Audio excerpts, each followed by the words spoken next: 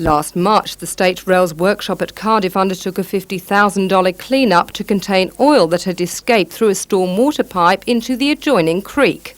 This pit was dug to treat the spill, a process which was to take only 3 months. But today, 9 months later, the unlined pit still contains a thick layer of oil.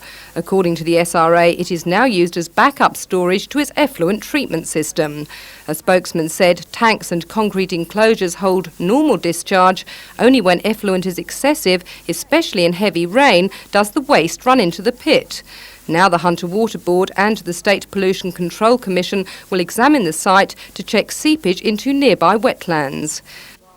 Meanwhile, Minister for the Environment, Tim Moore, said the SRA is waiting to see if it's going to be prosecuted for October's spill of between 5,000 and 10,000 litres of diesel from its Broadmeadow depot. It could face fines up to $1 million. I've been given some preliminary legal advice. I now have to consult with the Minister for Transport about that, and I would expect to make an announcement later on this week. And he said BHP Newcastle may have to upgrade pollution control measures as part of its licence renewal following the $70 million upgrading of its Port Kembla steelworks.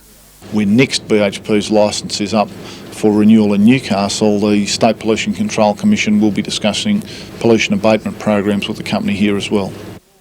Mr Moore was in Newcastle to officially open an environmental library at the Hunter Water Board, which gives the public access to a wide range of reference material.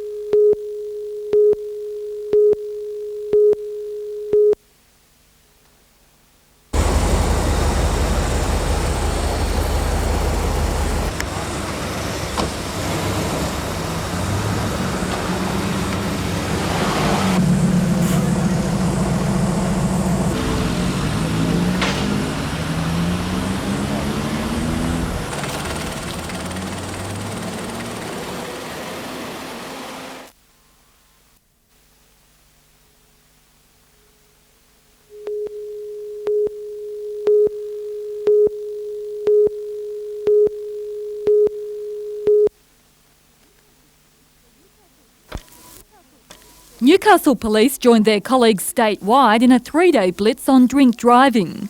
More than 3,000 motorists were breath tested in the Newcastle Lake Macquarie area, with 32 drivers arrested. There were 7 high-range arrests, with the highest reading at .230. We try to remind the public, or the motoring public, that from now on to Christmas, it is a time when they do consume an exceptional amount of alcohol, and there is a need to look at alternative modes of transport rather than driving the vehicle.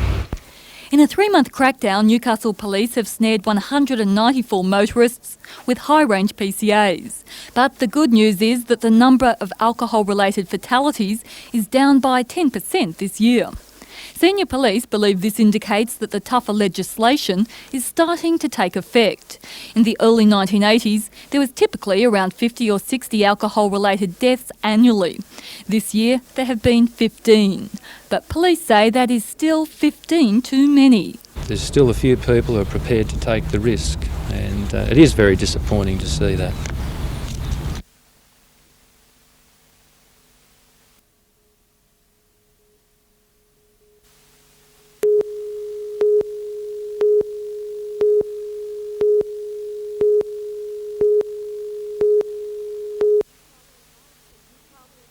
Newcastle Knights and Kangaroo Tour front rower Mark Sargent leads the charge for the award.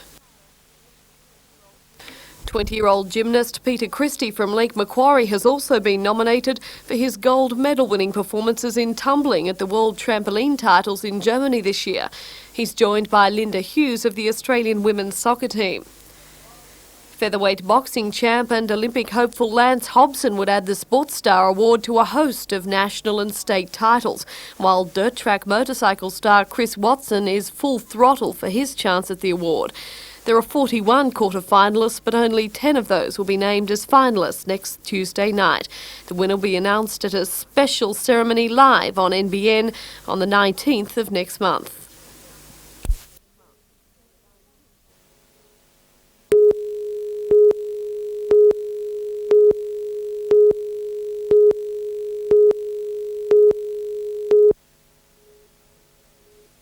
Dr Owen James, Chief of the Hunter Area Health Service, said claims of mass resignations by mental health staff are untrue, but he did say 5 out of 18 trainee psychiatrists had left this year, and he admitted the service needs improving.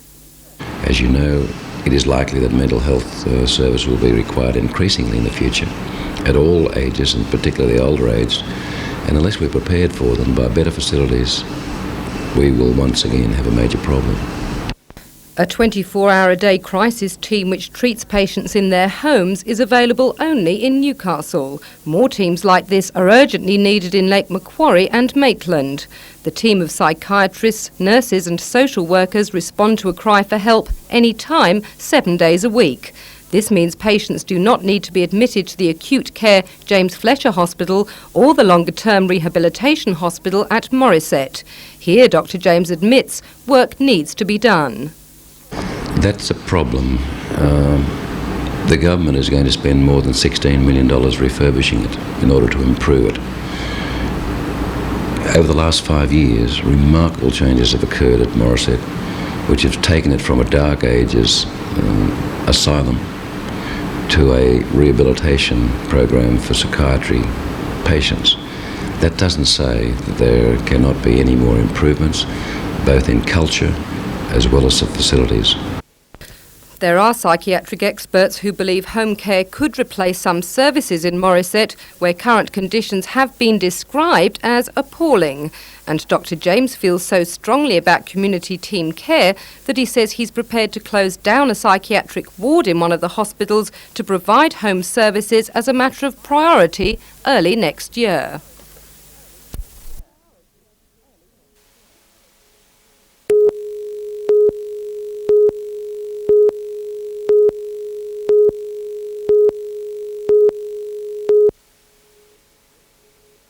Police have rarely given so much publicity to an anti-crime campaign, but beat policing depends on public support. Senior police and government representatives were on hand to extol the virtues of the oldest form of police work, the neighbourhood foot patrol. To get the program off to an enthusiastic start, police mingled with passing shoppers in the Hunter Mall, offering badges and promotional material supporting the campaign.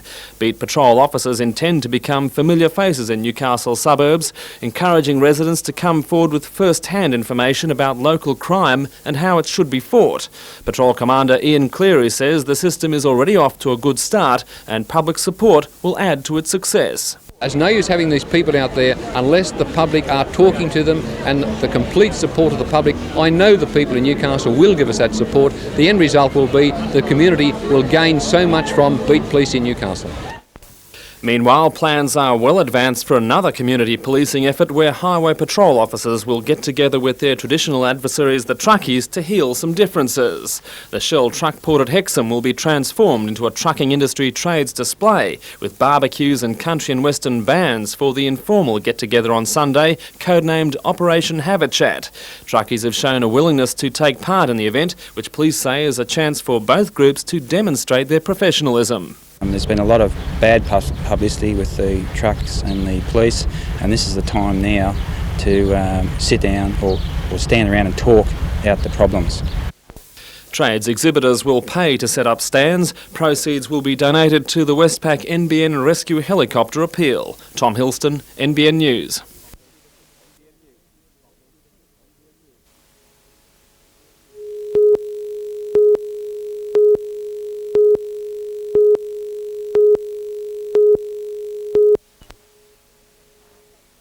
The men believe the state government is being less than truthful about its plans for the Broadmeadow and Cardiff maintenance depots. It was recently revealed that up to 700 jobs could go under a proposal to lease locomotives and their maintenance privately. The unions say they have not been consulted, and with the future of their members in the balance, they're not happy. There have been the broad references in the past, but to move straight to the tendering process without any discussions, I think is sneaky. Regional State Rail Manager Bruce Hall claims the unions have been kept informed and refutes suggestions the tendering process has been kept quiet. He also says around 400 jobs could be in jeopardy, not 700, and that privatisation will be phased in gradually. The earliest the new locomotives could be handed over would be in 1993. The tendering process will be completed by the middle of next year, the same time as the announcement on the successful tenderer for electrification of the Hunter Valley line.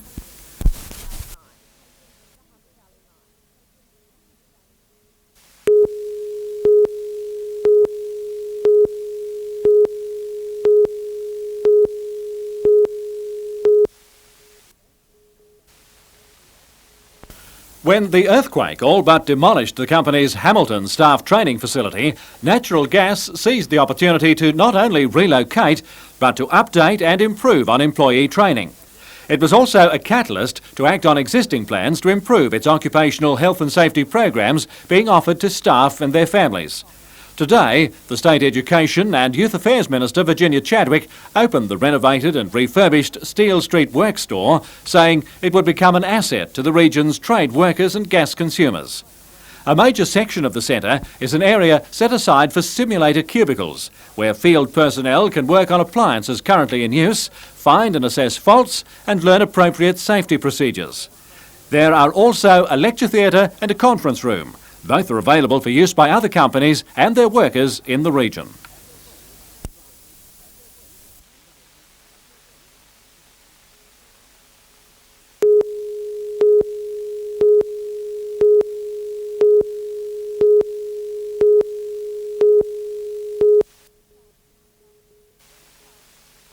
The brainchild of the Newcastle City Centre Group, the awards saw more than 600 retailers go under the judges' scrutiny in 3 categories: Best Restaurant Food Store, Best Household Gift Store and Best Fashion Accessory Store.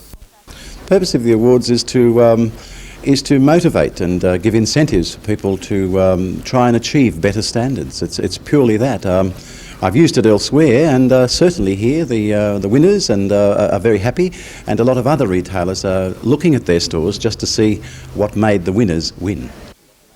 In all, it took more than a month for the judges to do the rounds, but finally they gave the inaugural awards to Sizzler in King Street, For Your Man in Market Square and Canterbury Clothing on the Mall. Well, the judging criteria was about 5 or 6 points, mainly cleanliness of the store, product knowledge and presentation by the staff, how the store presents, how it's decorated for Christmas, how they get involved in advertising and promotions, and generally obeying all of the rules, written and unwritten, of retailing. They obeyed all of the rules of retailing. They could have been cited anywhere in Sydney or Melbourne and stood competition and comparison with anyone else at all. They're very, very good indeed. But according to Malcolm Barnes, marketing manager with Newcastle City Centre, that standard was not reflected throughout the entire retail sector. There's still a lot of dirty, filthy shop windows out there. There's still a lot of people who really are blaming the earthquake, and you can't blame the earthquake 12 months on. My advice is that if we're going to pick up our standards in the city centre, we need first of all to get some elbow grease and some detergent and clean up our act before we start anything else. The awards will be presented every month until November next year, when the Retailer of the Year will be announced.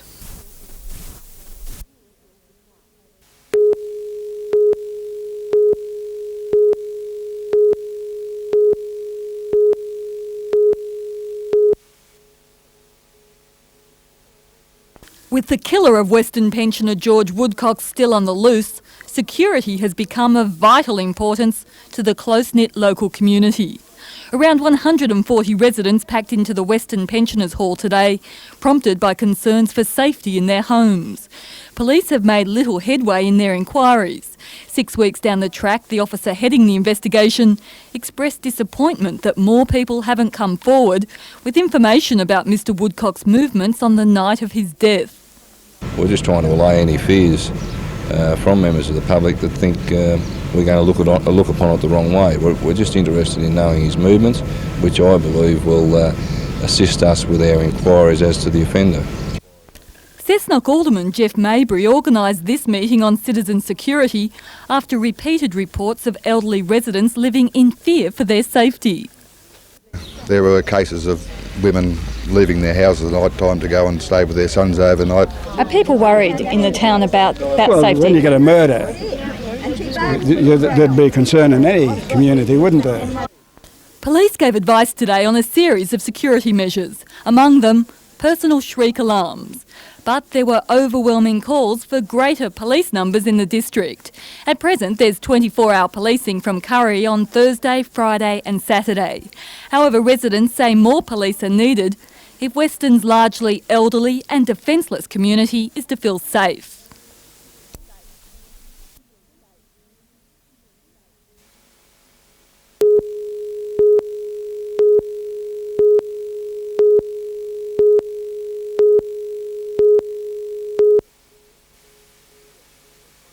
The dead man was one of 3 elderly men, all thought to be clergy from the Christian Brothers College at Waverley, on their way north for a holiday. The other 2 were trapped in the wreck after their car collided head-on with a southbound gravel truck on Main Road 217 at about 8:30.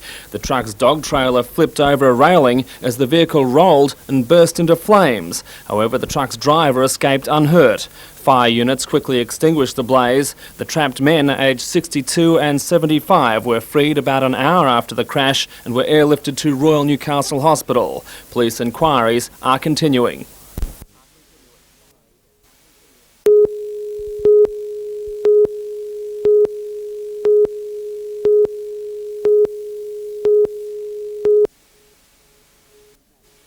It was a magical time for those in the children's ward of the Mater Hospital today.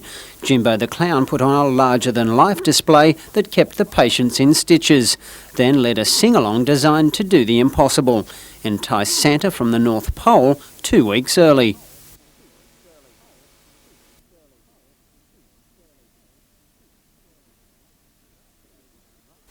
The big man arrived without the aid of his traditional reindeer, but with some burly boys from the Newcastle Knights standing in as helpers. A sea of smiling faces showed Mr. Claus the kiddies really did appreciate his early arrival, and his presence made that stay in hospital just a little more bearable. It was a classic Christmas scene, but where were those wayward reindeer? Well, it seems Rudolph and the rest of the crew dropped these youngsters at a Garden City daycare centre before heading off for parts unknown. They obviously knew the little ones would be in good hands. Bruce Mackenzie, NBN News.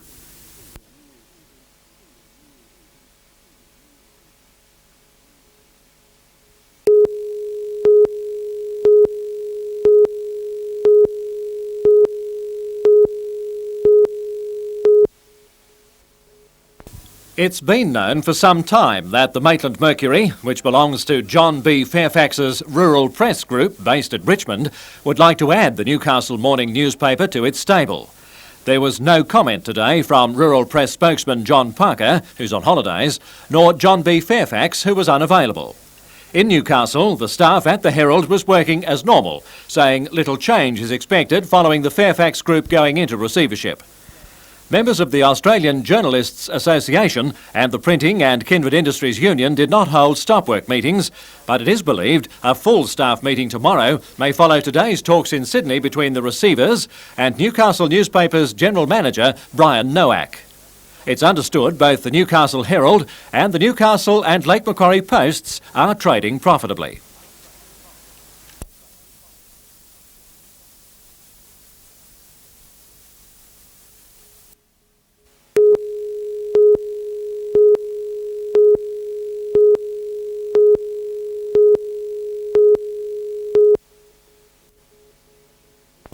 Wreckage littered Main Road 217 when ambulance and emergency crews arrived at about 8:30 a.m. The gravel truck rolled and exploded in flames following impact with a northbound station sedan. 2 retired Christian brothers aged 76 and 60 were trapped in the vehicle, along with a third 83-year-old brother who died instantly in the crash. It's understood they were heading to Foster on holidays.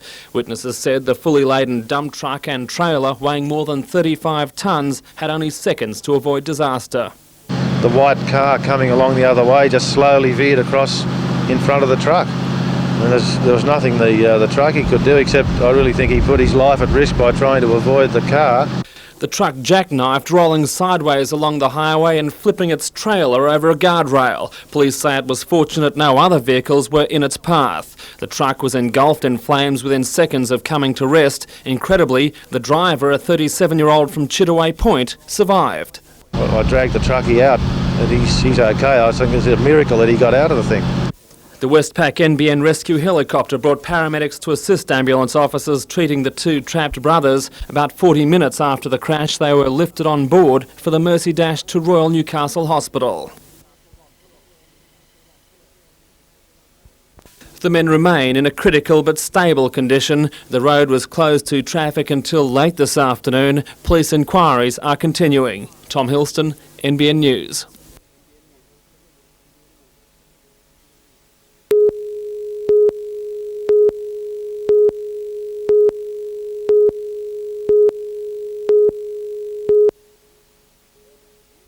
There was fierce competition between Japanese, Korean and Italian buyers, with each bid jumping by $5, but the Europeans were the ones to finally clinch the deal.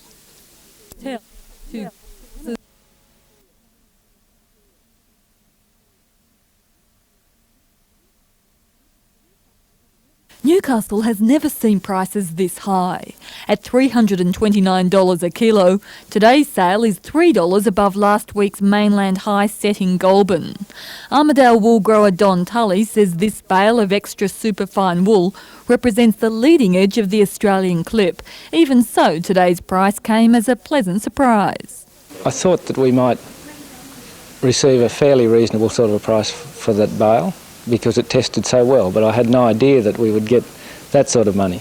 It's very difficult to buy this type of wool, and there was very, very keen competition, a little bit more than we expected, but we were very determined that we wanted this bale, and we bought it. John Morrissey acted for Italian company Drago Filati in today's sale. He says the bale will be manufactured into top-quality lightweight cloth for upmarket women's suits, and the Italians wanted only the best wool. I'm happy with the quality wool. Industry sources were heartened by today's sale on the open market.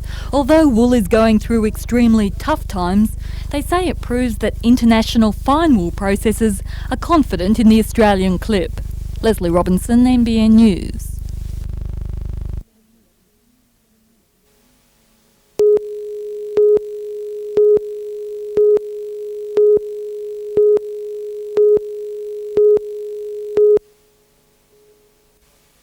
The sponsors venue Sizzler King Street was overflowing with athletes, coaches and parents for the inaugural awards. Warwick Johnson and soccer legend Ray Bartz presented the SG Ball side with their gold medals for Team of the Year. The under-17s became the night's first premiership winning team. Tennis player Emily Fisher won the award for the outstanding performance by a junior girl. Emily won numerous tennis tournaments throughout the year, and it was an overjoyed Mrs Fisher who accepted the award from Del Saunders. Matthew Trail's father, Charlie, accepted the award for the most outstanding achievement by a junior boy on behalf of his son after Matthew was chosen for New South Wales in the under-17 cricket team and also the Australian junior rugby union side. The best single performance by a junior went to Cardiff BMX rider Taylor Muxlow, who finally realised her ambition by winning the world title. And finally, the Junior Sports Star of the Year went to swimmer James Godfrey, who, among other great performances, won 7 gold medals at the Darmstadt International Age Swimming Championships in Germany.